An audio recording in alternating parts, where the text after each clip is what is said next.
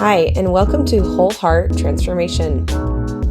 I am Melissa Alguera, your personal identity life coach. Let's go to the podcast. Hey, you guys, welcome to Whole Heart Transformation. Today, I'm really excited to be talking to you about the subject of complaining. Complaining is a surface way of either trying to attempt to share a need or maybe frustration about disconnection. But it is absolutely something that we do when we have something that we need or are not able to share with the people that we care about. So let me give you some examples about this. Complaining, I love it because now I used to think that complaining was like, oh my gosh, like seriously, like why are you complaining so much about something? And then what it does to the person on the receiving end who's getting the complaints. It can cause so much confusion. If you have separation issues in your character, complaining can really bring up shame. It can cause us to think too much about what we're doing wrong and not being able to be present with the person who is trying to share in the complaining way. So what is complaining ultimately, what I've noticed? And obviously complaining can be based in a lot of different things, but some of the basic things that I've seen with complaining is number one, lack of awareness. So we complain because we don't know how to express needs. Complaining is like projecting, complaining. If we are complaining to our partner, let's say we're saying, oh my gosh, like I'm so frustrated because like you're always doing XYZ. And our partner's like, wait a minute, I don't understand this. Like, what do you mean? Or if our partner's saying, oh, like you're never there for me, you never support me. And we're like, what? I literally just was like supportive to you last week when I brought you lunch, when you forgot it. Or, I sat and asked you how your day was. And, you said you felt good about that. I'm so confused. It can cause a lot of confusion when there's a person that is unaware of why they're complaining, especially when they don't know how to share needs or emotional experiences. Especially when they're unaware of like maybe their younger self, a child part of them that has been disconnected, has been showing up in their relationship, and the partner who's getting complained to and complained about is completely unaware that that is happening. So oftentimes complaining is based in an unmet need. So how do we shift out of that when we have been complaining to our partner? What we can do is say, okay, so let's give the example. Let's say I'm complaining to my partner, you don't spend enough time with me. You don't want to spend time with me. Ultimately, what we're really trying to do is connect to our partner, but we're using complaint in order to try to build that connection, which ultimately disconnects further because oftentimes that person goes into shame, the other partner goes into shame, or they're confused by the situation. So what you can do is then instead of looking at the other person, because that might feel normal and safe to do it that way, to complain about how they're not meeting your need and all of that, slow down and ask yourself, okay, if I am right here, right now, feeling this way, okay, if I am sharing these complaints and this is not working for me, what is going on a deeper level? Start to ask yourself, what do I need here? What am I really trying to get as I'm sharing this? Am I attempting to build connection? Am I attempting to, get some sort of need met? Maybe like my husband would say to me, like he used to complain at me about certain disorganization things in our house. And instead of being able to say, hey, like I need more organization, he would complain about some of the disorganization in the house. So I had to say, hey, like, do you have a need? Do you have something that you need here? And then he was like, oh yeah, like I need organization. And then what that does is it builds connection because we're no longer projecting our issues, what we are needing, onto the other person and making them responsible for it. But we're taking responsibility for our needs, our wants, our desires, and we're building awareness about what they are. So, one way that you can really get in touch with yourself and build awareness is when you start to feel that need to complain to your partner about whatever it is you feel like they're not doing, then go inward instead. And so instead of, going outward with it, go inward instead and get curious. Okay, like I'm saying this in my head and my mind, maybe to somebody else, and I'm not expressing the actual need here. And try that. Now, I understand there are times where maybe you have shared a need. Maybe you have taken the ownership. Maybe you have expressed it in a way where you are, saying it, this is what I need, and your needs are not being met in that. And that is hard because that means that your partner really needs growth in how to meet the needs that you have when you share them, or to even validate them when you do share them. So that is a whole nother subject.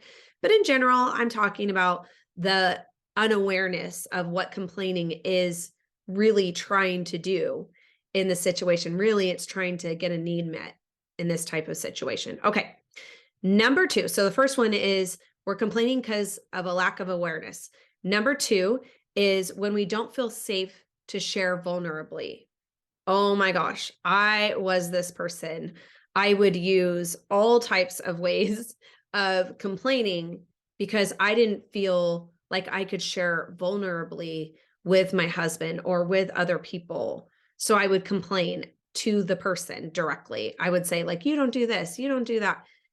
And I was locked in that because I didn't feel safe to just say I have a need.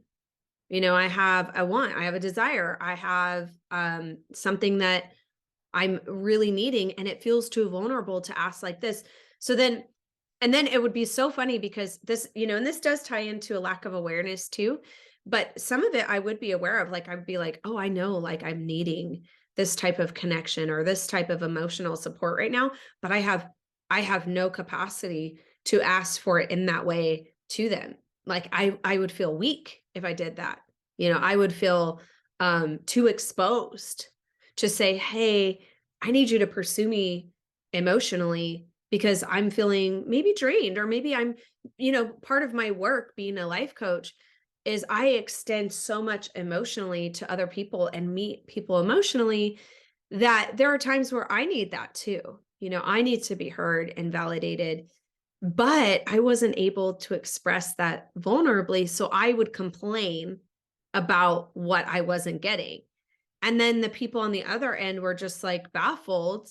And if they have a shame issue, they would go into shame. And then I definitely wouldn't get my needs met. And then I'd be like, what the heck? Like, I thought I was sharing with you vulnerably because the way that I was sharing, I thought I was sharing, even though I was complaining, I thought I was sharing to get my needs met, but I actually wasn't because it came with a defense. Maybe it came with anger, probably came with anger, always came with anger before, so I'd have this anger and people couldn't see past the anger.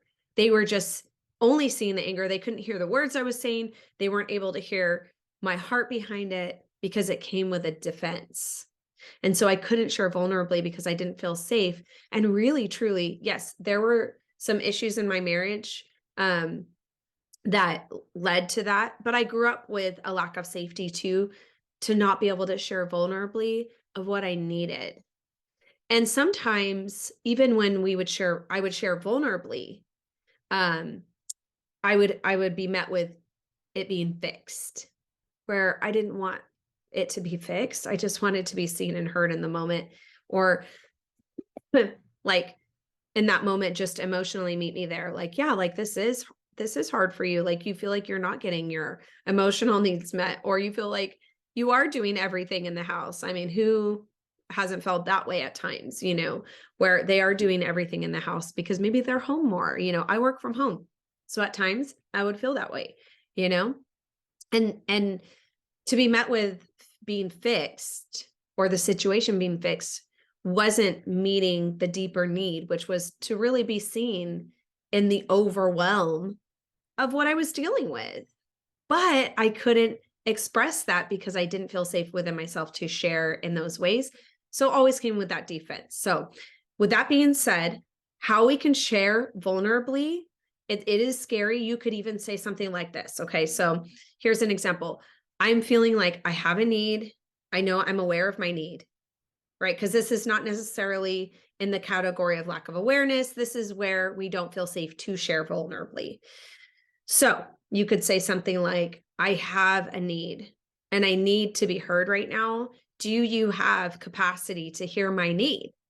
Because if a partner doesn't have capacity to hear the need and meet you in that place, not necessarily trying to fix it right then and there, but just to hear, if they will go into shame because they don't have internal capacity to be with you in what you're sharing need wise, then it's going to be difficult to have that need met. So you can always preface this with, here's what I'm needing, or I need to share a need. I feel scared to share that need.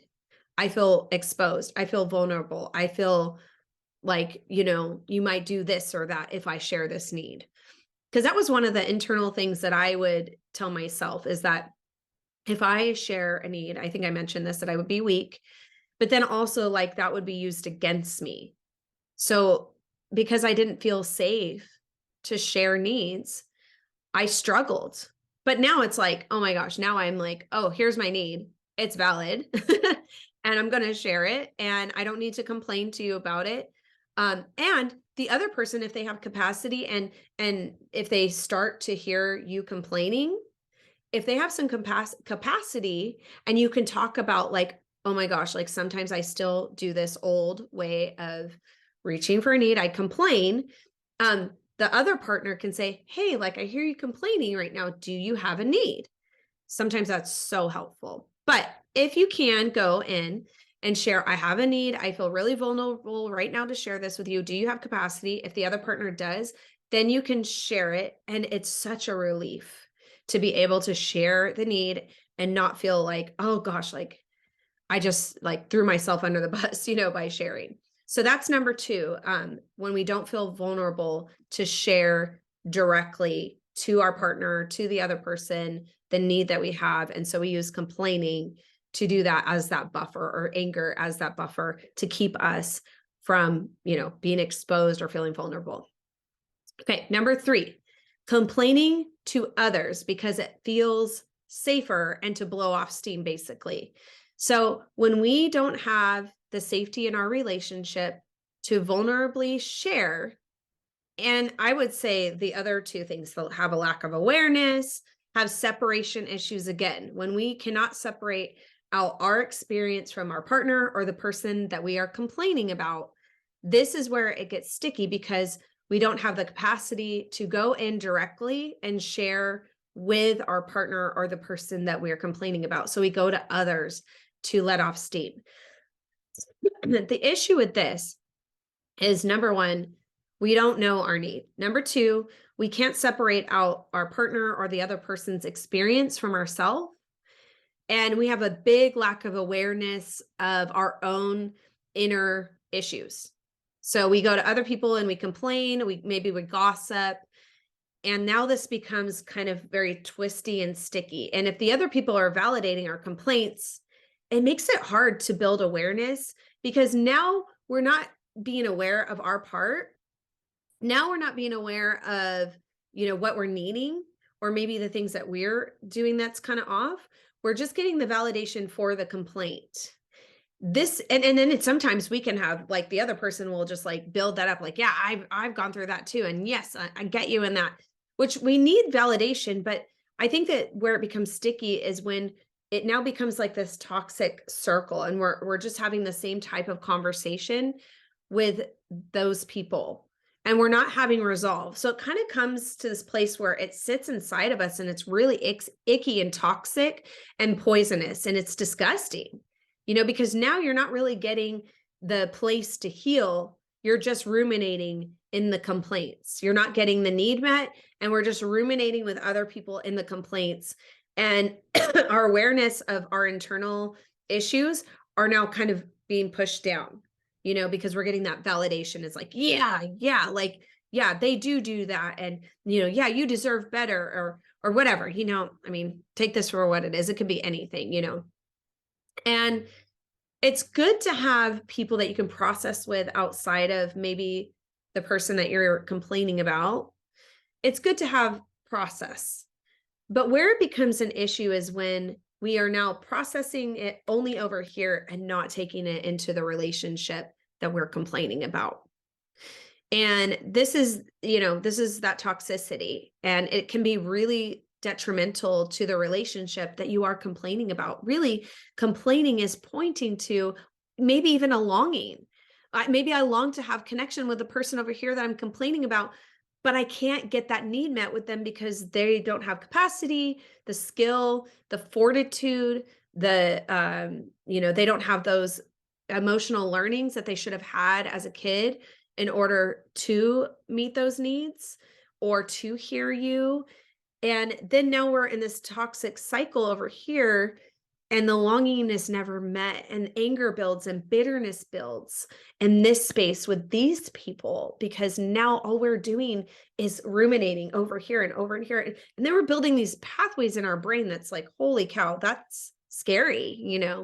And so, with that being said, understanding maybe, yes, bringing it to people is still good, right? Like, we still need to process, we still need to have people that can be in our corner and say, man, that's like really hard.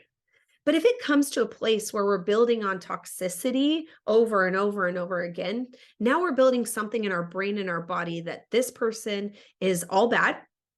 The person that we're trying to get the needs met with and the longings for, this person is all bad because they're not meeting the need. And these people right over here in this corner that I'm going to and sharing all this with that are building up that toxicity in my system, we're building up that this person is bad and now there's no hope for a relationship. And we've built a total lack of awareness in our own self and in our own body and brain. And this can become like a place where divorce can happen, relationships end, where they didn't need to maybe end. They just needed to have a tweak, or maybe they needed a little more support. And so our brain wants to create safety in whatever way it can. And sometimes complaining can feel the safest way. So we have to go against that at times. Get curious with the part of you that is complaining with these people and what is creating the validation and the neural pathway that's building there. And then also go back and stop and bring that awareness piece into it. Okay, I have a longing, and now the longing has turned bitter because the need is not being met. You see, this is where we can build that bridge between the two places. I don't need to necessarily complain over here, but I can build awareness to build a connection back over here at the capacity that the person that I'm longing for has. And here's the deal. One thing that I have found to be so wild, and still to this day, I am still baffled by it. I remember when I went through all the betrayal that I went through and all the trauma. I mean, it was big time trauma. There's a lot of things that people didn't see. I was in so much trauma. And thank God, in a sense, for me, in that time where we were in the COVID phase. So I had to literally, I could sit at home and do nothing because at that time I was doing hair and I wasn't able to go do my business. And that was good because I had the time to process the pain and the grief, but it was devastating, absolutely devastating. And so, dang, where am I going with this? I was going somewhere with this. Okay, so what I'm trying to say is that because of the fact that I was so traumatized, my brain wanted to blame all of what was happening in me on my husband. Like, I could logically say, yeah, you absolutely betrayed me. You betrayed me in the worst way ever. Like, the details that I know about your betrayal is absolutely insane. Your behavior is insane, and put all the blame on him, right? Makes sense, right? You and I could say this makes sense. But the problem was the further that I sat in that, I was declining. I was declining as a person. The trauma was soaking deeper into my body. And then I would be like looking for groups to solidify that. And then this one day, I saw something and I was like, ew. I saw other wives and partners that were so bitter after years and years and years after the betrayal happened. They were still married 10 years later, still hated their husbands or wives, still complaining, still cycling over what had happened.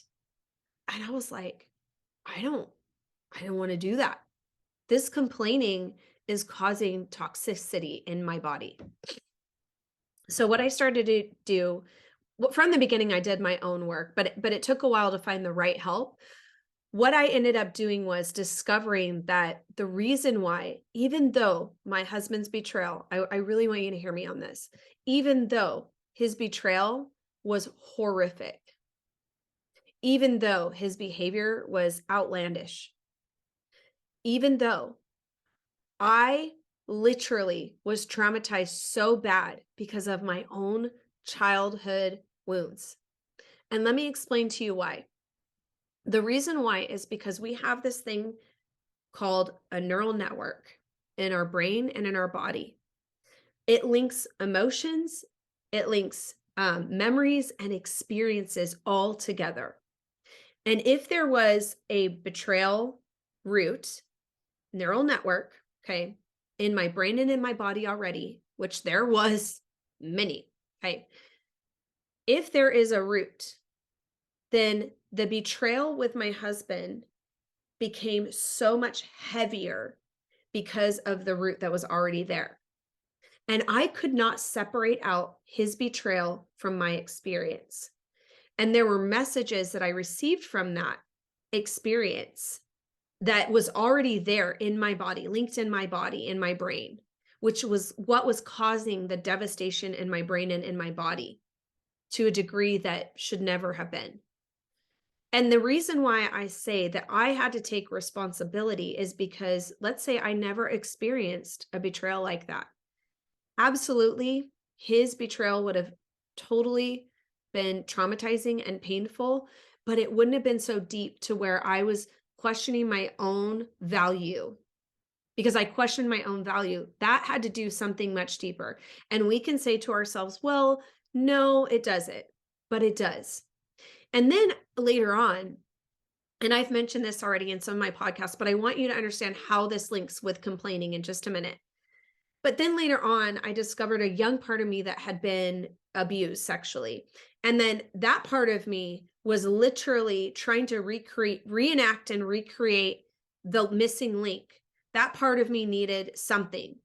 That part of me needed a person who could meet this need that was unattainable.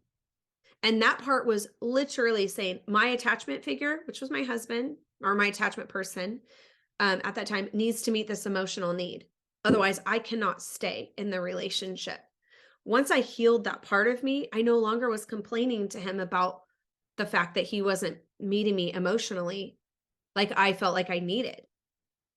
It was crazy. Like I was like, "Oh my gosh, like I actually don't need him to be this type of emotional person." Now, would it be good for him? Yes, to heal that part. He is.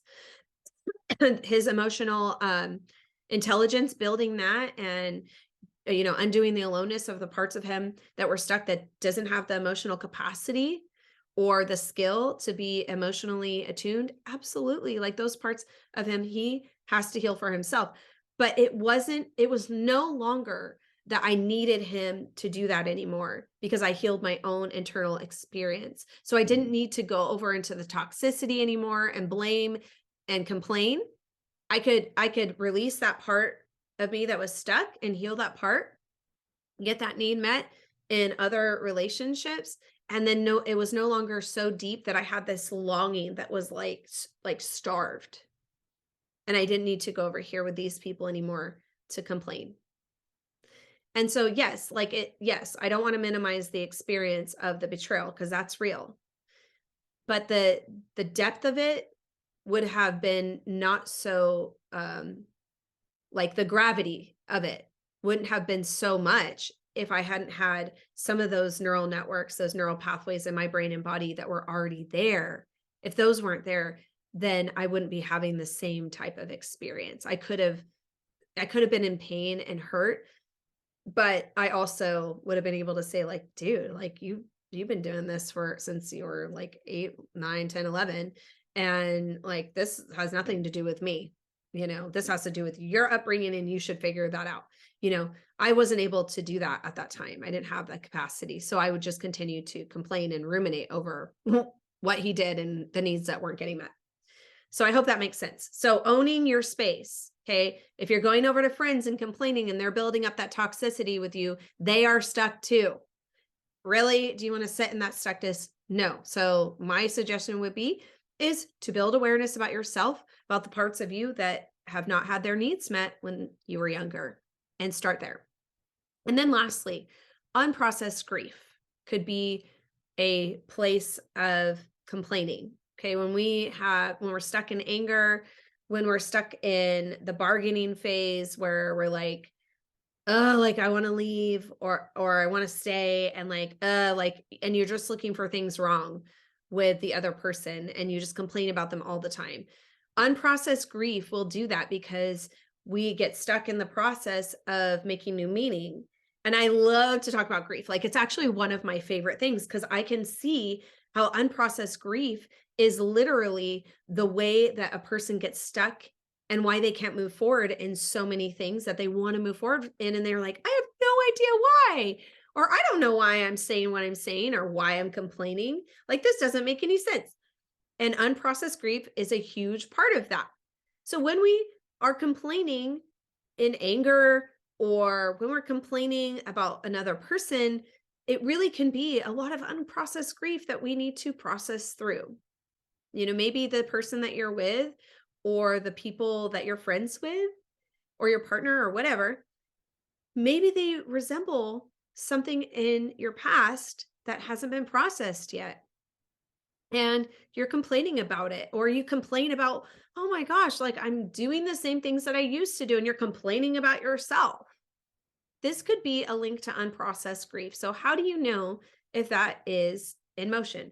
Well, if you find yourself repeating cycles, repeating relational patterns, repeating, financial issues, I don't know, it could be anything. Unprocessed grief can be the link to that. So, watch your complaints when it comes to situations that you might be repeating in cycles that you might be going through. Okay. Super simple. So these are the 4 things. Lack of awareness can be a reason why we complain. We don't know our needs. When we are not feeling safe to be vulnerable in a relationship, this can cause us to complain. Taking complaints to other people and not bringing it into a relationship with the person that we really long to have connection with could be a reason why we are complaining. We really have a deep longing and don't know how to get that need met. And then lastly, unprocessed grief is a way to see why we're complaining about our life, our circumstances, and getting curious with that unprocessed grief. I hope this was helpful for you. I had so much fun writing this down today and thinking about it, and like, oh, complaining is like literally, I love to look at things as like how to flip it, right? Oh, there's like this underneath that, this emotion, under anxiety is a bunch of emotions. Anxiety is a surface emotion. I love to discover these things and present them to you as I do, so you can be more curious about yourself and heal the parts of you that have been alone. Thanks for listening. If you have found today's podcast helpful, please like, subscribe, and share. If you are interested in coaching with me, go to www.identitylife.coach.